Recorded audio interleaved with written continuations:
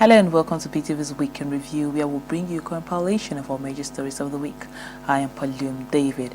First, we are starting off with our major stories for the day. The former Nigerian president, Olusegun Obasanjo, has likened the present administration to the Abacha era. Obasanjo stated this in Abeokuta during an interactive session with newsmen when he presented a 16-page address. He lamented that security agencies have been misused to fight perceived opponents and critics of President Buhari and derail democracy.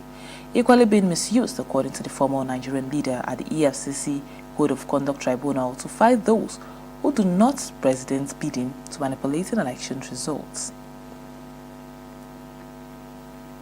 The All Progressives Congress has berated a PDP's presidential candidate, Atiku Abubakar, for missing Saturday's presidential debate in Abuja. The APC National Publicity Secretary, Larry Sanolu, stated this on Sunday during an interactive session with newsmen. Onelu said the only importance that Atiku attaches to the debate is to see President Buhari in person at the venue of the debate and launch attacks on the president. The APC spokesman also took Atiku to the cleaners for his unrepentant stance to sell national assets to his friends and enrich himself the more. Onelu was reacting to statements from the former vice president, who recently vowed to sell off the NNPC even if that was the last thing he could achieve. Spokesman of the APC Presidential Campaign Council, Festus Keyamo, says President Buhari was unable to attend Saturday's debate because it clashed with major events. Keyamo, while given reasons for the absence, said the president had taken advantage of another town hall meeting organized by another group which held on Wednesday, January 16, 2019. He said at the town hall meeting that President Buhari was asked uncensored questions by Nigerians who were physically present at the meeting and who watched via online platforms and was transmitted live by various broadcasting networks. The Socioeconomic Rights and Accountability Project, SERAP, has told the major party presidential candidate to publicly commit to the scrapping of security votes, power sector corruption, judicial corruption, removal of impunity for presidents and vice presidents, states and deputy governors. In an open letter to the APC, PDP, ACP, ANN, YPP, COA, ADC and ACC, SERAP asked the parties to make the following issues subject for discussion in the ongoing debates among political parties fielding presidential candidates. The letter, dated January 19th, wants candidates of parties to commit to scrapping security vote spending by presidents and state governors by repealing the constitution to include specific prohibition of security votes. It also wants candidates to commit to the repeal of Power Sector Reform Act of 2005 to address regulatory lapses which consistently leads to systematic corruption and impunity of perpetrators, which it claims had forced Nigerians to pay for the price of corruption in the power sector. The presidential candidate of the Allied Congress Party, Obieze Kwesili, has lamented that bad leadership has done incalculable damage to the Nigerian state. She was speaking to journalists after she launched her campaign in Kaduna. Ezekwesili told Nigerians who are desirous of ending mediocrity to think of no one but her. She said Nigeria can no longer experiment with leadership at this stage in the nation's life, adding that she is presenting herself as service because she is the only candidate with competence and capacity to solve the complex problems that has eluded the country for so long. The Coalition of United Political Parties has accused the APC-led government of recruiting N-Power beneficiaries as ad hoc staff for the general elections. In a statement released in Abuja on Sunday, CPP spokesman Ikenna Ugochinyere alleged that the APC government wants to use beneficiaries of the failed N-Power program to technically rig the elections. The CUPP has charged the INEC chairman to ensure credibility of the polls as early promised. Ugochinyere stressed that it has become clear that the APC will lose elections if there is free and fair contest, and so the party is employing all tactics to rig the election. The INEC has laid to rest speculations that elections will be postponed in some communities in the northeast, which have been attacked by Boko Haram. The chief press secretary to the INEC chairman, Rotimi Onyekomi, stated this in Abuja. Onyekomi commended Nigerian Air Force for helping to airlift INEC personnel to difficult terrains during the continuous voter registration. Now, according to him, most voters in troubled communities would have been disenfranchised. He said with the assistance of security agencies, elections will be conducted in all states across Nigeria. According to him, INEC has maintained robust synergy with the security agencies under the aegis of the Interconsultative Committee on Election Security. The Situation Room, a platform consisting of several civil society groups working on elections and good governance in Nigeria, has joined in expressing their displeasure over President Buhari's decline to sign the amended electoral bill. Convener of the group, Clement Wankwo, disclosed this in an interview with Ptv'S correspondent. Wankwo said the president had no reason to refuse granting assent to the amended bill. As it stands now, the 2019 general elections will be conducted based on the provisions of the Electoral Act 2010 unless two-thirds of the members of the National Assembly vote to overrule the president's veto. The president himself admitted that he supports all that was in the bill.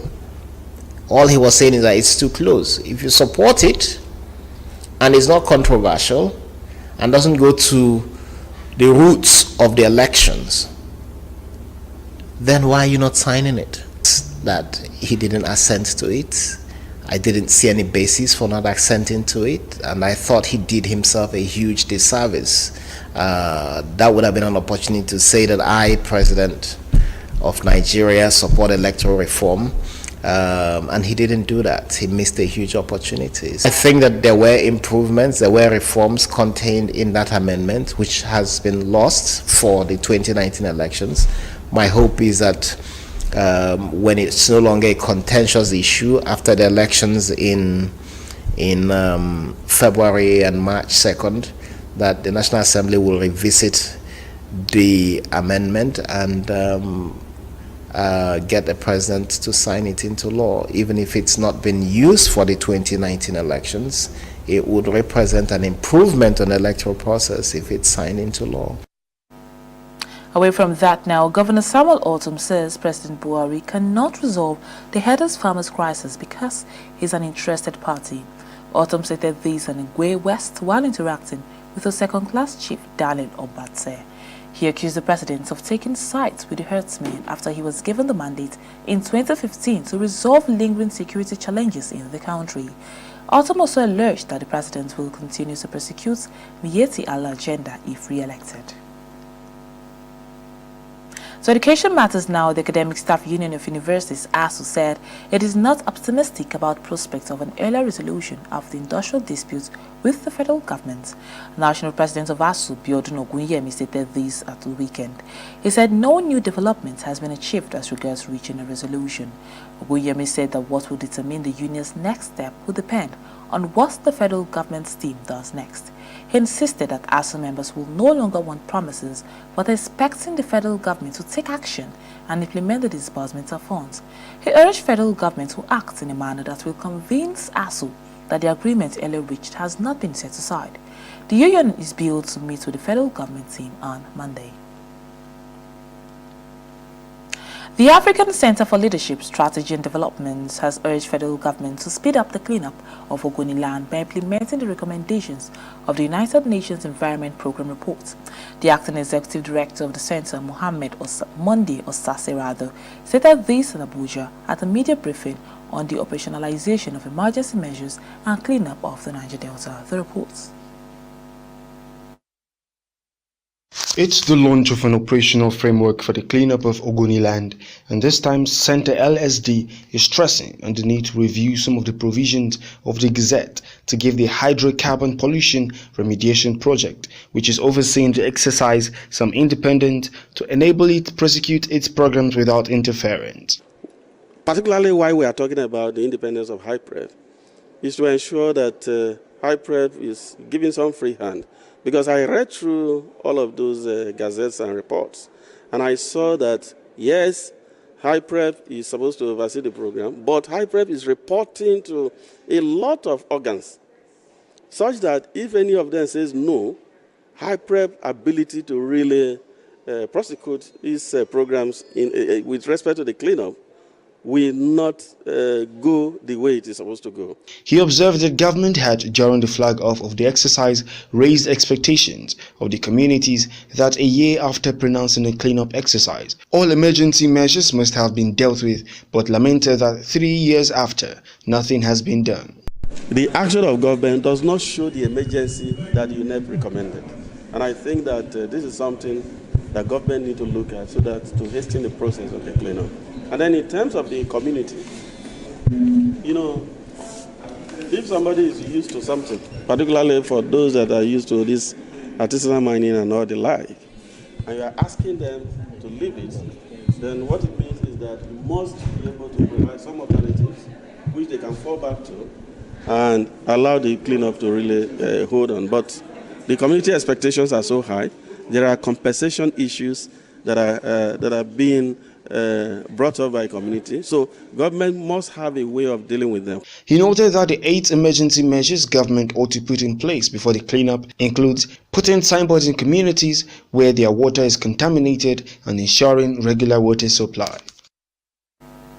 You answer Ptv'S Weekend Review. You can download our app Ptv Nigeria in Google Play Store for Android or App Store for iOS.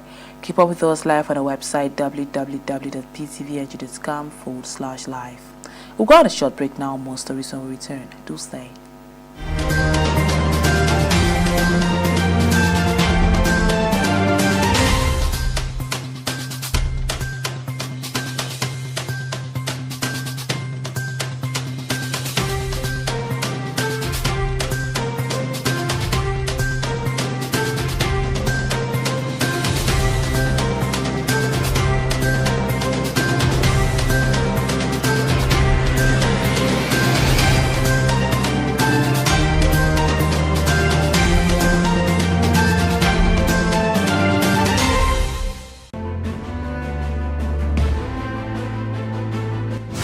Soldiers helping Nigerian forces fight Boko Haram. We will have to persuade Nigerian legislatures. This is coming together of people who are confused.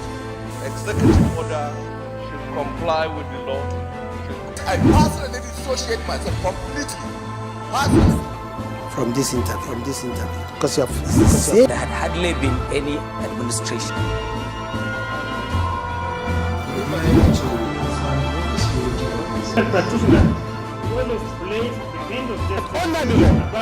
no religious body in Nigeria. Validate the claims by the INEC chairman. It is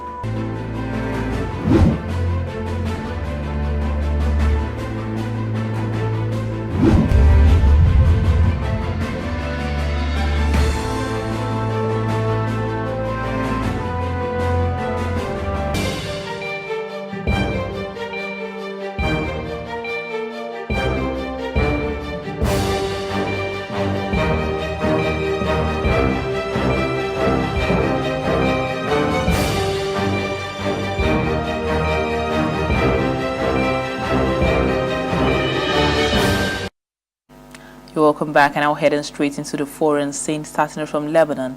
The President, Michel Aoun, urged world powers on Sunday to make all efforts to enable Syrian refugees to return home regardless of any political solution to the war.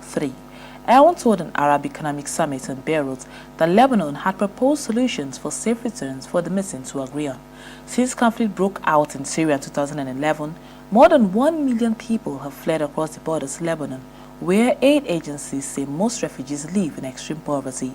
The United Nations says conditions are not yet in place for safe returns. Right groups have warned against forced returns while a Syrian peace deal remains elusive, and refugees often say they fear conscription into the army. Britain's only option is a second Brexit referendum or forging a close economic relationship with the European Union, the main opposition Labour Party said on Sunday.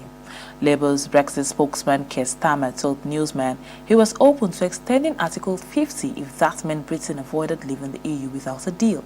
Prime Minister Theresa May returns to Parliament on Monday to make a statement on how she will proceed with Britain's departure from the European Union after her deal was defeated by lawmakers last week. Britain's Parliament has no right to try and hijack a Brexit process, according to the Trade Minister Liam Fox on Sunday. Now, after several lawmakers indicated that they will launch an attempt to take more control of the departure from the European Union. In quotes, Parliament has not got the right to hijack the Brexit process because Parliament said to the people of the country, "We'll make a contract without you, you will make the decision and we will honor it," Fox told Newsman. He added that what we are now getting on some of those who will always absolutely oppose the results of the referendum, trying to hijack Brexit and in effect steal the result from the people, unquote. German weapons maker Rheinmetall plans to sue the government over its decision to stop all arms exports to Saudi Arabia after the killing of journalist Jamal Khashoggi, Sebel Online reported on Sunday. Citing a letter to the economy minister, Spiegel said Rheinmetall intends to sue the German government for loss of revenue if the export suspension continues. Berlin suspended approval of future export licenses to Saudi Arabia in October, and in November said it had worked with industry to halt shipments of arms sales that were already approved. No specific timetable was given at the time, but industry sources told newsmen that an agreement has been struck to revisit the matter by mid-January.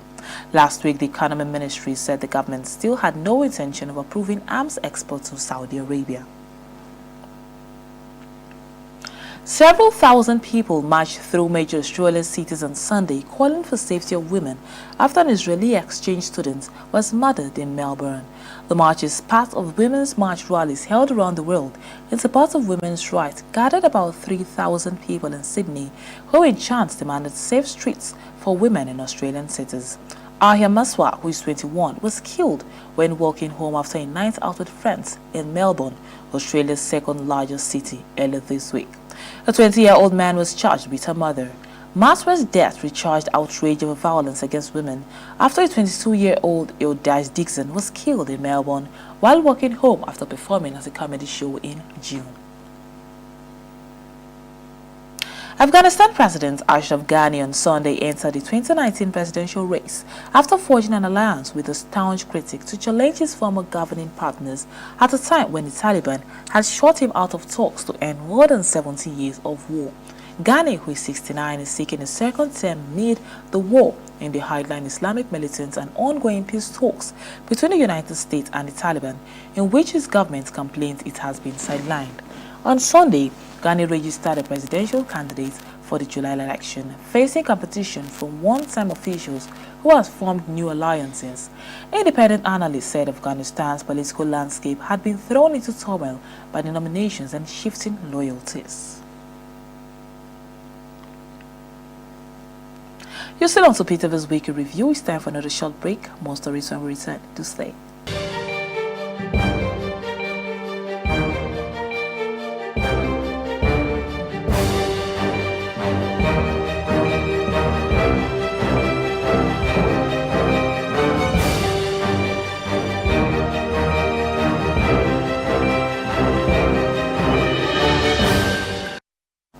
Welcome back, and now to stories that made headlines last week.